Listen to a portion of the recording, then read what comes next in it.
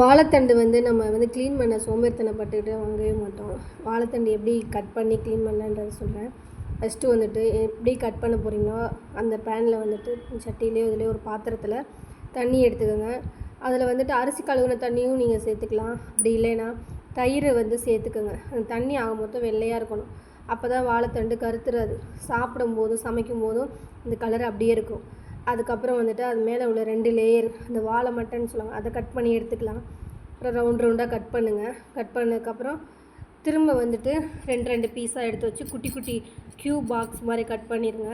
இதுக்கப்புறம் நீங்கள் வாழைத்தண்டு சூப்பாக குடிக்கலாம், கூட்டாக வைக்கலாம், பொரியலாக பண்ணலாம். எங்கள் அம்மாச்சி எங்கள் அம்மாலாம் இது அடிக்கொருக்கா யூஸ் பண்ணுவாங்க. அதனால தான் என்னென்னு தெரில, நான் வாரத்தில் எப்படியும் வாழைத்தண்டு வாழைக்காய் எல்லாம் யூஸ் பண்ணுவேன். பசங்களுக்குமே அது ரொம்ப ரொம்ப நல்லது இல்லைங்க. நம்ம என்ன சமைச்சு கொடுக்குறோமோ அதானே அவங்களும் சாப்பிடுவாங்க.